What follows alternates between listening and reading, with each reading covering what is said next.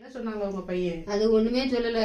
சரிம்மா நீ போயிட்டு வா, அவனுக்கு அனுப்பாவே தெரிய மாட்டாங்களா அப்படின்ட்டு மனசுக்குள்ளே சங்கடமா இருக்கு. அவன் என்னமா செய்வான். சரி சரி. இந்த பஸ் ஸ்டாண்ட் அதே போல வண்டி காரெல்லாம் இருக்கு, சாக்கடை விட வீட்டு முன்னாலே சாக்கடை விட அதை தாண்ட முன்னகிட்டு கீழே விழுந்து. நேத்தா விழுந்துட்டீங்களா? காலையிலயா? அதை கூட சொல்ல மாட்டேன்ட்டான். எங்க அடிபட்டு இருக்கா?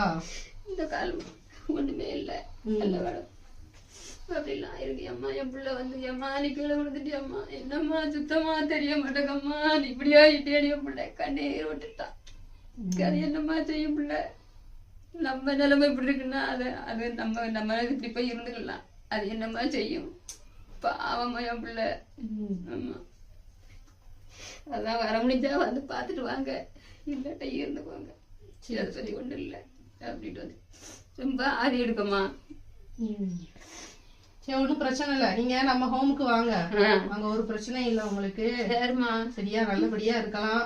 உங்களை மாதிரி நிறைய பேர் இருக்காங்க, அவங்க கூட இருந்துக்கலாம். சரிம்மா, சரியா? அதாம்மா எனக்கு ஒண்ணும் முடியாத கிடத்தானம்மா நான் வாரேன். ஒரு கண்ணு உங்களுக்கு கம்ப்ளீட்டா தெரியாதானே? இந்த கண்ணு கொஞ்சம் தெரியாது சார், இந்த கண்ணு தான் கொஞ்சம் தெரிஞ்சுக்கிட்டு இருந்துச்சு. நல்லா பூ வந்துட்டு இத மாதிரி தானே இது இருந்துச்சு. இதுல லைட்டா தான். இப்ப அந்த பார்வை தெரியுதா உங்களுக்கு? இது தெரிய மாட்டேங்கல சார். இப்போ அந்த கண்ணு நான் நிக்கிறதா தெரியுதா? நீங்க நிக்கிறது தெரியுது, என்ன கலர் சட்டை போட்டிருக்கேன்னு தெரிய மாட்டேங்குது. எதுவும் தெரிய மாட்டேங்குது. ஆனா யாராவது ஒரு ஆள் நிக்கிறது தெரியும். ஆமா அந்த உருவம் தான் தெரியுது. சரி நம்ம ஹாஸ்பிட்டல்ல போய் நம்ம அதை சரி பண்ணிடுவோம். சரியா சரியா? சரி செப்பல் போடுங்க போடுங்க.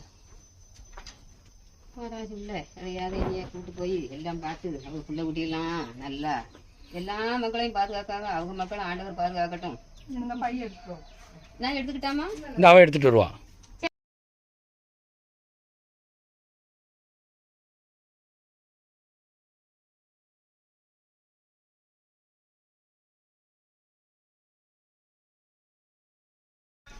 பாட்டி சாப்பாடு எப்படி இருக்கு?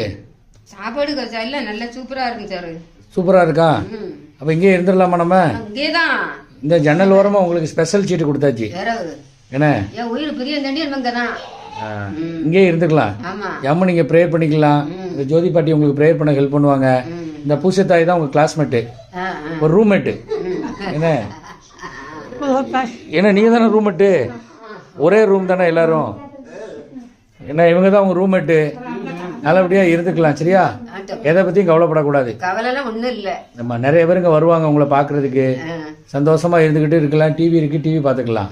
டிவி பக்கத்தா கண்ணே தெரியாது. அது இப்ப ஆபரேஷன் பண்ணிட்டோம்ல, கூட்டு போய் ஹாஸ்பிட்டல் போயிட்டு கண்ணு தெரியாத அளவுக்கு எல்லாத்தையுமே பண்ணிட்டு நல்லா வச்சிருவோம். அதுக்கப்புறம் சூப்பரா டிவி பார்க்கலாம். ஒரு மாதிரி சாப்பிட்டு உடம்பு கொஞ்சம் தண்டி ஆக்கிடுவோம்.